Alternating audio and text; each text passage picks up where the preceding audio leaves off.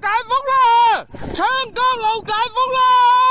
解封啦！解封啦！解封啦！解封啦！解封啦！解封啦！解封啦！哦，是，解封啦！解封啦！解封啦！解封啦！解封了！广州这次可是真的解封了。不用看证了吗？大家起床了，解封了，上班的上班去，读书的读书去。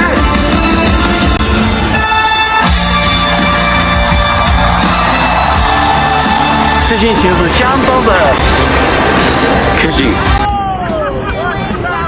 我就在这里感受一下热闹气氛啊！过年还开心。解封的第一件事情啊，先吃顿好的吧。从28号开始啊，广州疫情最严重的海珠区就已经开始陆续解除了这种封控措施啊。这几天，其他的这些社区里面也都开始解除隔离，有的居民呢自发的就把那些栏杆给推倒了，有的呢出来之后啊就开始放鞭炮啊。然后呢，大家可以竞相的欢庆啊！我还看到有视频，有人开着汽车到街上啊，重新看到街上拥堵的时候，那个表情，那个兴奋呢、大家都知道，我们生活在城市里的人，都对这个城市的拥堵啊，怎么说呢？这个痛苦万分。但是在封控了将近1年之后，你再上街看到汽车拥堵的时候，你会觉得倍感亲切。为什么？那是人间生活的烟火气呀！过去的1年，全国有多少城市啊？因为封控，街上空空荡荡，没有一辆汽车。虽然交通通畅了，但是没有人气了，没有生机了。现在呢，虽然环境重新变得嘈杂了，我们呢路上拥堵可能会给我们带来麻烦，但是呢，真实的生活又回来了。解封啦！不光广州啊，全国各地的城市最近呢都在开始解封。北京呢从昨天开始接到通知，阳性患者不再进行隔离了，你可以居家自我隔离。这意味着什么？意味着你不需要去医院了嘛？别说密接了，就阳性本身都不需要去了。那么阳性如果你自己不报，谁知道呢？所以呢，那北京就等于彻底放开了。大家也都知道，北京这些天的数字一直在增长啊，每天的数字有3000多啊。但是在这种情况下，它也放开了。石家庄最可笑了，20条刚出来的时候，他们马上开始宣布解封，是吧？街上的这核酸也不做了，然后那个餐馆恢复堂食，学校恢复上课，幼儿园恢复上学。结果呢，过几天政策又收紧了，然后呢，他们又没办法，要重新开始要求封控，给人都整不会了。但是从昨天开始，石家庄又宣布，街上的核酸检测点呢再次要取消了，从今天开始。与此同时啊，重庆啊、成都啊，包括乌鲁木齐啊，好像这些城市都在陆续的解封。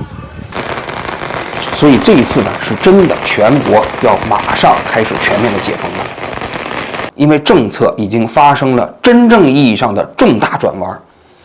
11月30号和12月1号这2天啊，孙春兰副总理啊到这个卫健委去召开专家座谈会，这个座谈会特别值得观察。为什么呢？你去看一下这个座谈会啊，明明召开了2天，但是呢，在11月30号这一天，新华社就出了新闻稿，这不多见。为什么呢？因为按道理来讲，一个座谈会你召开2天，你完全可以在整个座谈会结束之后发一个通稿。但是这一次新华社是在座谈会进行了一半的时候就发了通稿，这个通稿本身啊也值得大家去认真研读一下。我给大家看一下啊，这个通稿中间前半部分主要是肯定过去3年疫情防控政策的无比正确性，是吧？就是你美国他们你天天搞那个躺平，也不管死了几十万人，我们中国这种精准防控、动态清零这个制度非常优越，避免了人民群众的损失，这是非常重要的。但是紧接着他说，现在随着奥密克戎毒性的减弱，我们有了新的任务。大家注意啊，奥密克戎毒性减弱，这是在中央一级文件里头第一次出现，过去从来没有出现过。过去有很多学者说，科学论文讲，但是中央就是不承认。中国的政府的文件里就从来无视这一点，但这一次这是第一次承认了奥密克戎的毒性减弱了。那么新的这个任务是什么？大家注意看啊，就是这个新闻稿里头最下面有3句话，打了引号的，要落实好，疫情要防住，经济要稳住，发展要安全。像我们经常读新华社这个新闻稿的人，一眼就能看出来，这3句话一定是习近平亲自批示。也就是说，有人递交上去的汇报材料之后，他在底下批示的结果就是这3句话，否则不会打引号。然后你看这3句话本身好像语法也不太通，是吧？文化程度也不太高，写出来的是吧？就是习近平的亲笔批示。这个，但是大家看一下这个亲笔批示啊，它跟过去可不一样了。过去讲的是什么？动态清零啊，动态清零的目标，当时讲的那也有2句话，记得吧？叫外防输入，内防反弹。这些话全是习近平本人的话，但是这几句话没了，那是已经走进了历史的垃圾堆。现在变成了新的3句话，叫疫情要防住，经济要稳住，发展要安全。疫情要防住，没有客观目标了。过去就讲动态清零的意思是什么？就是你啊，社会面啊，各个方面啊，通过隔离啊，目的是要把这个病毒消灭掉，那叫清零是目标嘛。但是现在疫情要防住，那这就非常虚了。什么叫疫情防住？我们说疫情防住，那标准就多了。我说的疫情防住，可以指的是这个疫情没有造成大面积的社会感染，也可以指疫情虽然说这个东西在传染，但是实际上没有造成医疗挤兑，没有造成超额死亡率超标，这也可以叫疫情防住。所以这是一个非常虚的目标。最重要的一点是第二，经济要稳住。这3句话中间，经济要稳住变成了非常重要的目标。我认为前面那句话其实只是一个帽子，因为你要是完全不提防疫要稳住，那给人感觉这个弯儿转的有点太急。因为你如果弯转的太急，有什么问题呢？那就变成了好像是过去做错了，现在我们才重新做对了，那不行。对于共产党来说，承认错误那是一件无比痛苦的事情，他只能从一个胜利走向另外一个胜利，不能从错误中间走向正确，这是不可以的。所以他即便是要把这个新的目标定为经济要稳住，他前面也要戴个帽子。这个帽子就是意思是说，你们听好了啊，虽然我现在从方舱医院把你们放出去了，但是你不许认为我建方舱医院把你隔离了是错的，你不许认为我封城是错的，你不许认为我天天让你测核酸是错的，知道了吗？听明白没有？我告诉你，我让你测核酸是对的，我现在让你回家不测核酸也是对的，这就叫从一个胜利走向另外一个胜利，知道了吧？第3句话，发展要安全，这是句废话。发展有什么不安全的？是吧？不发展才不安全嘛。所以这其实这3句话里头最核心的就是中间这句话，经济要稳住。所以你可以看到了吗？这个新闻稿它要迫不及待的在11月30号这一天发出来。我认为最重要的就是要把这3句话发出来，因为这3句话已经变成这个新的政策了，不需要等到12月1号整个座谈会结束之后再发布。这就是11月30号这一天，新华社他发这个通稿新闻通稿的真实原因。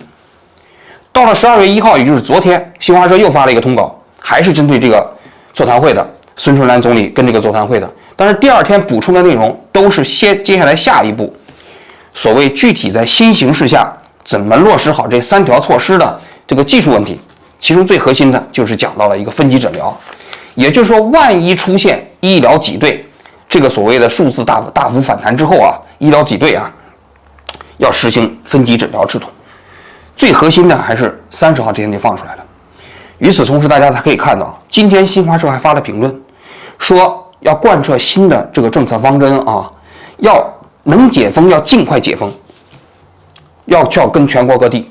那你想想，这也是新的政策吹风的方向啊。更有意思的是，你去看全国这几天的这个各个主要城市的这个所谓的新的数字，特别有趣。广州的数字是基本正常的，现在每天稳定在大概新增6000人左右。北京也基本正常啊，北京现在是3000人。但是石家庄、还有乌鲁木齐、还有重庆这几个城市的数据极其诡异。这个石家庄啊，这个数据啊，从1周之前的每天感染3000人，一下子降到现在的每天只有300人左右。乌鲁木齐市那更夸张，它降到了这个感染人数只有2人。大家想想这是不是不对啊？为什么？因为最近一段时间的风控比前一段时间风控的要松，对吧？因为前一段时间更紧嘛。那么在更松的情况下，以奥密克戎的传染率，说明什么？说明它一定会这个数字会飙涨吗？但是为什么这些数据没有涨呢？难道是这个奥密克戎也都讲政治、讲政策？显然不是。我认为现在地方政府实际上其实也摸准了脉。这个脉就是说马上要封控了，马上要解封了。这个时候这个数据本身要为政策服务。如果现在这个数据开始大幅飙涨，老百姓可能会感到很可怕。因为你毕竟过去3年以来，你天天跟老百姓说这个疫情非常非常严重啊，这个传染之后你这个还有各种各样的后遗症啊，对不对？说到后遗症这个，我又补充了一下，新的官方文件里头已经开始宣传奥密克戎本身没有后遗症了，跟过去不一样了。所以说你在中共的这个政府体系下，所有的事实都是政策解读工具。过去需要风控的时候，就说奥密克戎天天有后遗症，很可怕。然后呢，这数字每天在飙涨。但是，一旦要开始解除了，全面解除了，你就会发现，这些奥密克戎的病毒很听话啊，这个数据不涨啊。所以你去看石家庄的这个数据，现在还掉头往下。讲政治这病毒在美国不讲政治，一到中国都讲政治了。所以我预期要不了多久，这个所谓的无症状感染者的数据就不会再公布了，是吧？当然不公布本身也没有什么意义我只是说他把这个数据工具化这是中共的一贯的做法所以就是我的基本判断是，就是经过了这一次的政策彻底转型，再也不会反复了。很快全国各地的城市都会取消封控，只有2个地方不确定，一个是新疆，一个是西藏。因为这2个地方因为是少数民族地区，它的解除封控未见得会取决于所谓的一般的政策依据，但是其他城市、其他地区，我认为非常非常快，很快就会全面解封，这是我的判断那接下来的问题是为什么会这样？我认为最重要的一点就是过去十来天的时间里面，全国各地开始出现的此起彼伏的这种全面的反抗运动。大家都知道，一开始从富士康开始，大家开始跑，对吧？干不了的跑，然后等回来之后呢，又开始造反，然后呢，又新疆大火之后引发的新疆老百姓上街去抗议，最终从上海的乌鲁木齐中路到北京的亮马桥，再到成都，到武汉，再到杭州，全国各地这个此起彼伏的这种反抗运动给现在的施政者造成了极大的压力。中国的老百姓应该说是比较温顺的，比较好统治的。因为什么呢？他们对专制的忍耐力极强，这个确实是如此。我觉得在全世界的范围内，中国的老百姓是对专制忍耐力最强的民族。但是有一点，它就是有一个前提，就是你得让我有饭吃。如果要是说你让他没有饭吃了，他同样会出来反抗，而且他反抗的烈度会非常大。我认为这次为什么会全国各地出现这个反抗运动，很重要的原因是因为这样的变态防疫措施在过去的搞了3年以后很多老百姓真的活不下去了，没有办法出去工作，没有收入，失业，餐馆这个关门，然后工厂没有办法继续生产，等等，这一切持续了3年的时间，你想想还有多少人还可以继续生活？所以当他们真的面对无饭可吃，没有工作可做的时候，你这个社会控制的力度再严，对他们来说也没效了，他们就真的会出来反抗。而且在这次反抗过程中间，还有一个显著的特点，他们不仅仅是表达自己的利益诉求。从上海开始，有人开始喊这个共产党下台，习近平下台，也就是说，整个这个过程中间，这个运动中有可能使得这个运动从一个利益诉求转化成什么带有政治色彩的运动。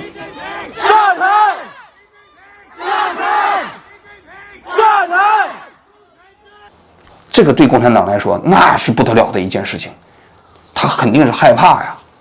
所以我认为这是政策转型的最重要的原因。当然他不愿意承认了，是吧？你看他那个文件里面讲是过去是正确的，他不愿意承认他的这个政策转型是受到了来自于民间社会的压力。但这其实是最重要的原因，这第一点。第二点，我认为地方政府也不认同这个政策。大家看石家庄，很多人笑，20条规定刚颁布的时候，他自行解读就放开了，核酸也不测了，学校开始恢复上课，复工复产。为什么？那是因为在石家庄的主政者看来，这样的政策本身就不对，你过去的，所以他按照20条的规定，他就这么理解了，就这么执行了。只不过后来这个政策有反复，又让他重新回去了。大家可以看一下乌鲁木齐市的那些政府官员，那天乌鲁木齐市的老百姓去到乌鲁木齐市政府门前去抗议，最后市委书记出来说的时候不也说了吗？明天解封。那他那个解封深更半夜，我相信他其实是没有请示中央的。为什么他敢那么说？我相信他内心也一定认为这样的政策没办法再维系下去了，如果再继续这么搞下去，会出大乱子，会出大事儿。所以他宁愿冒着这种所谓的危险、政策风险，他也敢对老百姓宣布明天解封。那么这说明什么？说明基层的政府官员他看到了这些普通的老百姓啊，这么生活在水深火热之中，他们认为这样的政策没有办法长期维系，他们也不认可。这是第二点。第三点，体制内的专家，大家可以看孙春兰这一次啊，召开了8个专家座谈会。这个8个专家基本都是我们国家卫健委系统中间的自己人，防控防疫联控防疫小组的专家组的成员呢。这一次的政策过程中间，我相信这个8个专家都在说不需要这样了，奥密克戎的这个毒性降低了。只不过过去啊，他们碍于这个政策制定没有办法转向，接受媒体的时候他会这么解释，但我相信这些专家内心都不认可这样的政策。说白了，这14亿中国人中间只有1个人在坚持动态清零，在过去的一段时间内啊，只不过现在通过这么高昂的方式，最终改变了1个人的决策，并不是说整个共产党的体系过程中间啊，大家都认为应该搞动态清零，我不这么认为，我认为就是那1个人，他一意孤行，倒行逆施，最终导致了这么大的社会悲剧。这是这个政策之所以能够转变的原因。解封了，出来吧。刚刚收到命令啊！是收到命令的，这应该解封了，解封了啊！解封了！解封了就出来这么几个人，怎么人不多啊？多出来一点呀！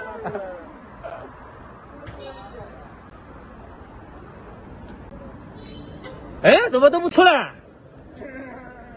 最后啊，我还想说呀，虽然说接下来啊，政策肯定会非常快的转型，大家的生产生活会恢复到正常，但大家千万不要忘了，我们过去啊这么长时间内，由于转运，由于封城，由于建方舱医院，由于这个封城给我们普通老百姓所造成的各种各样的苦难，应该说过去1年多的时间啊，中国的老百姓过得实在是太悲惨了。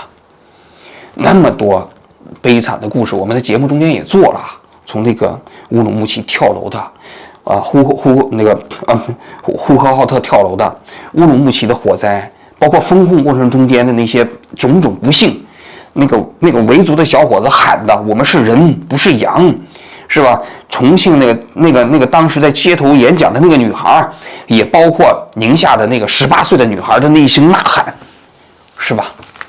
我才18岁啊，我的青春呢？大家千万不要忘了这些我们过去所经历的这些苦难。为什么？因为正是因为我们普通的老百姓啊，对这些不合理制度的忍耐，我们才遭受了这么多的苦难。所以啊，我还是想说，其实这一次的全面解封告诉我们，面对这种变态的不合理的制度啊，我们得说不，我们必须说不，才有可能做我们自己命运的主人。你要指望这些政策的执行者自己良心发现，自己所谓的这个脑子变聪明，那是不太可能的。必须要给他们足够的压力，让他听到人民的呼声，他才有真正可能啊尊重人民的意志和选择。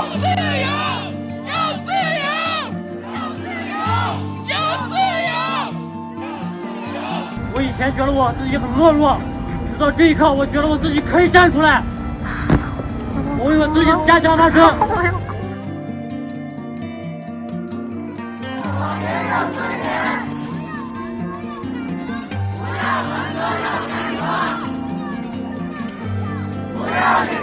选择，不做独裁总统制。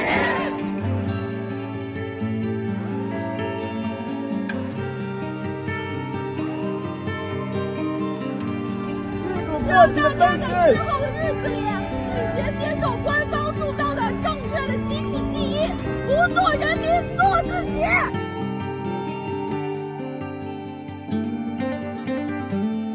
我们曾经有一课文入选过我们的教材，上面说了6个字：不自由，勿宁死；不自由，勿宁死。